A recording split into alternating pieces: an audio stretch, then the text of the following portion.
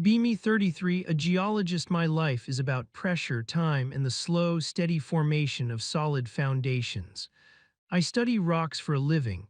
I find the history of the world in a piece of granite. It's quiet, methodical work. My life is like my job. I own a small, sturdy house that I've been slowly renovating.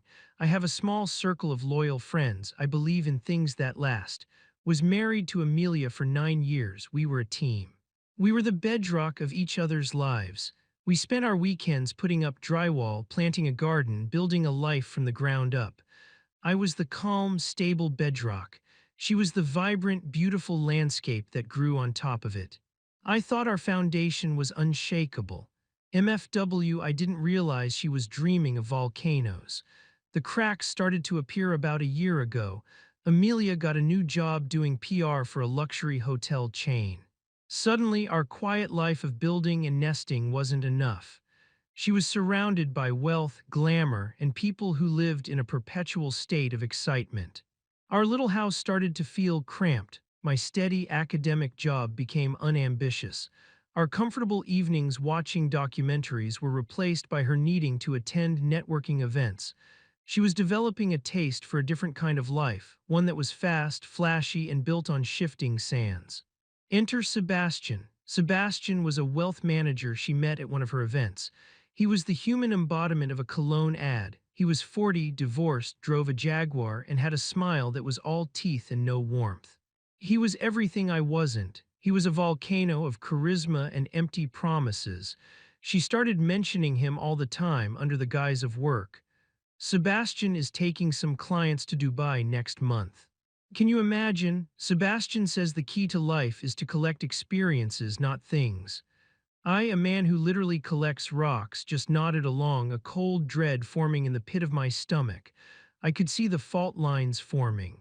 The late-night texts she'd hide, the secret smiles at her phone, the emotional distance that had become a vast, empty canyon between us. The eruption, when it came, was devastating. She sat me down in the living room we had built together, on the couch we had picked out. Anon, I can't do this anymore, she said, her voice cold and distant. She'd been practicing this speech. I feel like I'm living in a museum of a life we were supposed to have. It's safe, it's stable, but it's not alive. I asked if it was about Sebastian. This isn't about him, she said, a classic lie. This is about me, he just opened my eyes to what's possible. He's offering me a life of passion, of excitement, a life where I don't have to wait for things to slowly grow. I tried to reason with her. I talked about our history, our home, the foundation we had built, and then she delivered the words that shattered my entire world. I don't want a foundation anon, she said, her eyes devoid of any of the warmth I once knew. I want a launch pad. You're a wonderful house, but I want to live in a penthouse. I'm sorry, sorry. The single most inadequate word in the English language. She had already packed her bags. She was moving into his sleek, soulless downtown condo. She left her house keys on the coffee table. I just sat there in the quiet house, surrounded by the ghosts of our shared projects, and felt the bedrock of my life turn to dust. MFW, my wife traded a mountain for a volcano, not realizing volcanoes are mostly hollow. The first few months were a silent, gray hell. The house was too big, too quiet. Every room held a memory. The kitchen where we'd cook together, the bedroom where we'd talk for hours. The garden, now half finished and overgrown, a monument to our abandoned future. I was a ghost. I lost weight. I drank too much. I isolated myself. I committed the ultimate act of self-torture. I looked at her social media. It was a highlight reel of her new, upgraded life. Her and Sebastian in Paris. Her and Sebastian on a yacht. Her showing off a new, ridiculously expensive watch he'd bought her. Her captions were full of nauseating hashtags. Number living my best life, number no regrets, number passion. Every post was a knife twisting in my gut. She wasn't just happy without me. She was thriving, her life a vibrant technicolor movie while mine had faded to black and white. My rock bottom, pun intended, came on a miserable, rainy Saturday. I was standing in the backyard looking at the half-finished stone patio we had been building. The weeds were taking over. The piles of flagstone were just sitting there, a sad reminder of a project I no longer had a partner for. I felt a surge of something other than sadness. Anger, cold, hard, geological anger. I picked up a sledgehammer. I was going to smash every single stone. I was going to destroy the last remnant of our shared dream. I lifted it over my head, ready to bring it down, and then I stopped. Destroying it wouldn't erase the past, it would just be a childish tantrum. I looked at the stones, at the weeds, at the mess. I'm a builder, I'm a geologist. I understand that valuable things are formed under pressure. I made a decision. I wasn't going to destroy it. I was going to finish it, but not for her, for me. I was going to build a life so solid, so beautiful on the ruins of my old one that she would become an irrelevant fossil. The project began. It was my salvation. I spent every weekend, every evening working on the house and on myself. I finished the patio. I built a beautiful pergola and covered it with wisteria. I planted a huge vegetable garden. The house, once our shared project, became my masterpiece. I took that same energy and applied it to myself.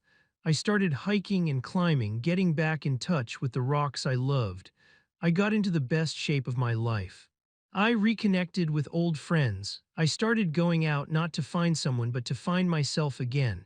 My career took off. I took on a major consulting project, got a big promotion.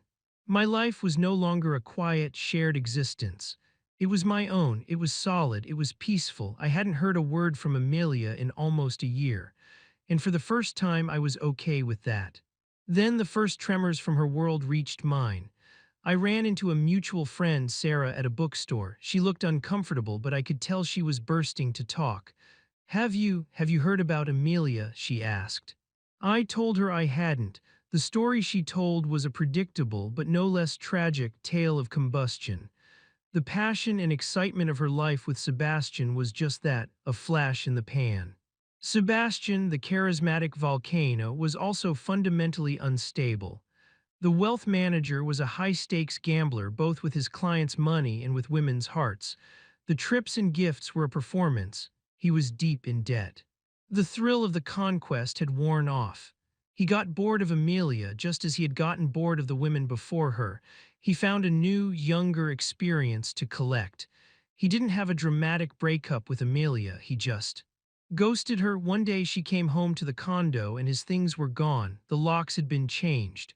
A note on the door said, "This was fun, take care." That was it.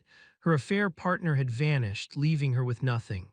She had burned her entire life to the ground for a man who didn't even have the decency to say goodbye to her face. She had lost her husband, her home, and her self-respect, all in one go. She was staying on a friend's couch, her life in ruins. I felt a strange, hollow feeling hearing this. It wasn't joy, it wasn't "I told you so." It was just sad, a waste, a predictable geological event. I thought that would be the end of it. I was wrong. A month later, on a beautiful Sunday afternoon, I was in my garden harvesting tomatoes. My garden was my pride and joy, a symbol of my new life. A car pulled up, a taxi. Amelia got out. I almost didn't recognize her. The vibrant, glamorous woman from the Instagram photos was gone. She was pale, thin. She was wearing simple, worn-out clothes. The fire was gone from her eyes, replaced by a desperate, haunted emptiness. She just stood at the edge of my driveway, staring at the house, at the thriving garden, at the finished patio, at the life she had thrown away. I walked over, wiping the dirt from my hands. "Amelia," I said. It wasn't a question. "Anon," she whispered, tears already welling up in her eyes. "Your house, your garden, it's beautiful. You finished it." "I did," I said. "The dam broke." She launched into a desperate, sobbing confession. Sebastian was a monster. She had been a fool. She had made the biggest mistake of her life. "I was so stupid, Anon," she cried, her voice cracking. "I had everything. I had a real life. I had you, I had a foundation, and I threw it all away for some cheap, hollow fireworks." She took a step closer, her eyes pleading. "But the foundation is still here, right? We built it together. It's strong. We can rebuild. Please, Anon. I know what's real now. I can come home. I'll do anything." I looked at her, at this broken stranger standing in my driveway. I looked at my home, the place I had single-handedly resurrected from the ashes of our marriage.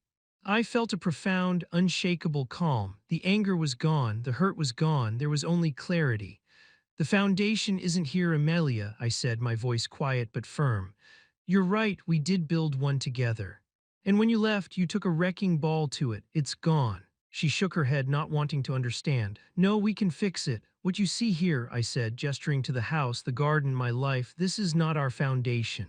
This is a new one. I built it myself on top of the rubble you left behind. And it's not a foundation for two, it's just for me.